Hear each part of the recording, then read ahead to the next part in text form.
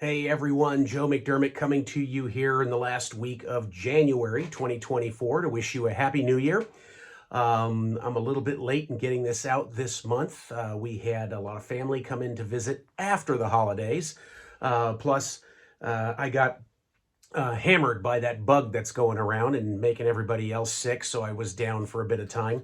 And so apologies for being a little late in getting this out to you, but I wanted to not finish out the month before we were able to send you this video of this month's, the first month of 2024's 3 points.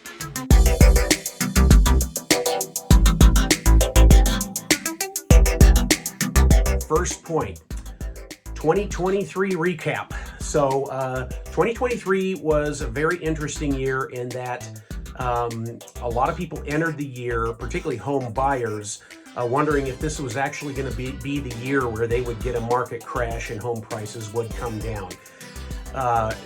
Nothing could have been further from the truth. As you've heard me say many times in these market update videos, the trend we saw developing was the response sellers had was even more extreme than the response buyers had, and they just didn't list their homes. And so 2023 also was a year when the media started picking up on that trend, and the massive reduction in inventory had us end December. So if you look at the 12 months of 2023, we ended the year with a median house price in Western Riverside County 6% higher than we entered the year. And we experienced for at least three months of 2023 interest rates in the 8% range for conventional mortgages. So how did this all happen? Well, it's like I mentioned, for every 5 buyers that decided to not enter the market due to rates, we had 7 sellers who decided not to list their homes. So that's the approximate ratio that we have right now in terms of the impact on both buyers and sellers. So if 2021 was the year of the feeding frenzy and, oh my gosh, how high are prices going to go, and 2022 was the year buyers were licking their chops that prices were finally going to come down due to these high rates and I'm going to get a buying opportunity. Well, 2023 was the year of, seriously, this is what the housing crash looked like? Yeah, folks, that's what it looked like. 2023 will probably be looked back upon as the buying opportunity year for those who didn't want to compete with 40 other buyers for a house.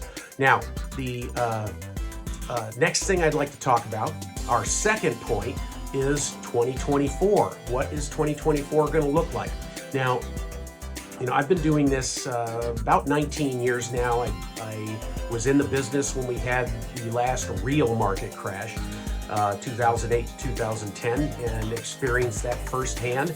And I can tell you, we have the analysts, the eggheads, as I like to call them, who predicted 2% as far as a market growth factor for last year.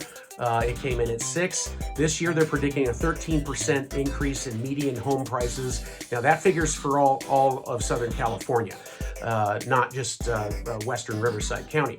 So taking that into account, taking into the account that it's an election year, which I'm sure is going to be completely sane and normal and everybody will get along, I don't know what's going to happen in 2024. I do know rates are coming down. I do know the long-term trend is that there will be downward pressure on rates.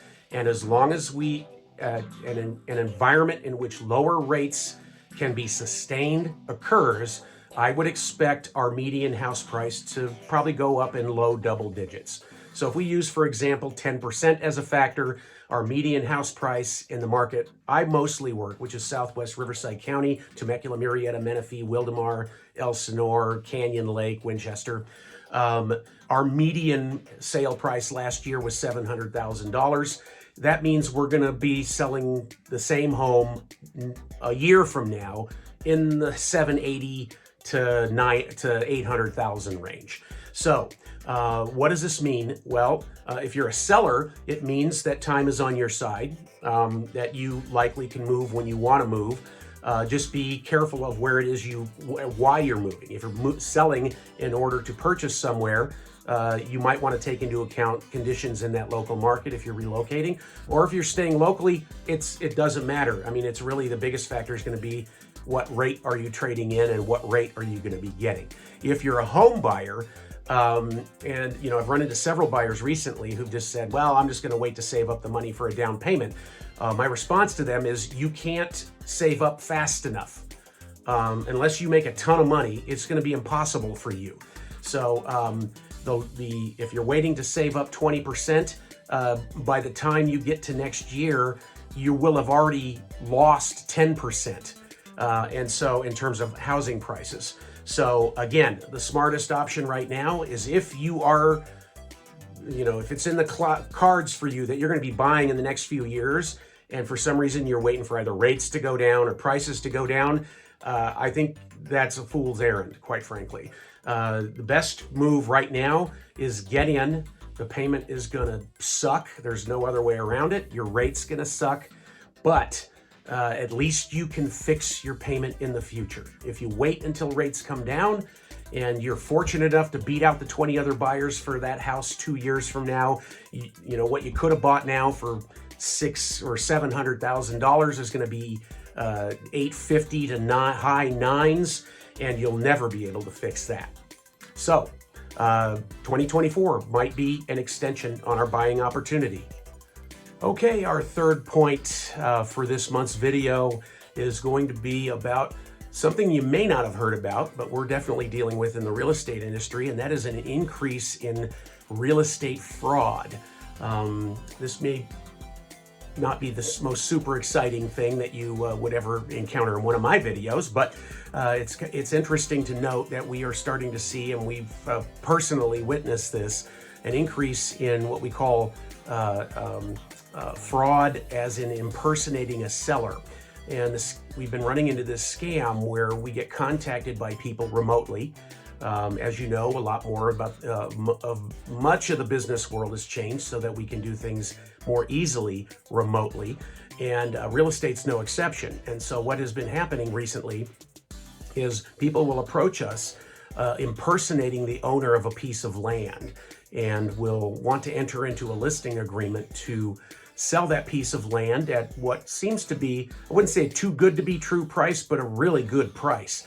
And an agent unwittingly will take that listing, get a listing agreement signed electronically, and go out, take some pictures, and put this piece of property on the market, find a buyer, open an escrow, and this person who contacted the agent impersonates the seller. The key, usually these straw sellers are out of state. They research the public database to get the seller's information. We'll say that, well, the address has changed from what's on the tax bill because I recently moved.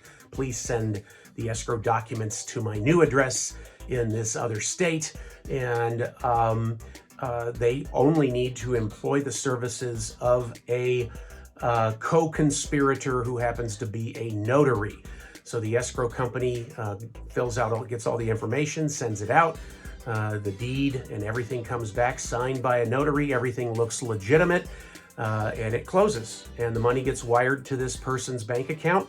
And only later on, after the buyer owns their piece of land and is approached by the real owner of the property asking, what are you doing on my land, does the extent of the scam come about. So if you know anybody who owns land, if you own land or a property, a rental property, or any real estate in the United States of America, other than the house you're living in right now, you better protect yourself and pay careful attention to any changes that are happening in terms of the property itself. There are alerts you can set up to protect yourself that would stop fraudulent transfers at the escrow level. If you'd like to know more about how to do that, just feel free to reach out to me and I can help you get that set up. It's an easy type of fraud to avoid, but it's new, so not a lot of people are aware of it. So just pay careful attention. and make sure to tell your friends and family, especially the ones that you know own land or houses or whatever in this state or in another state, that this type of crime, this cyber crime, is on the rise.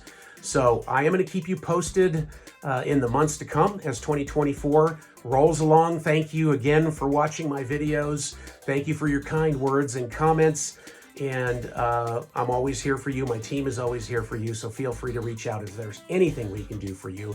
And we hope you have a prosperous and blessed 2024.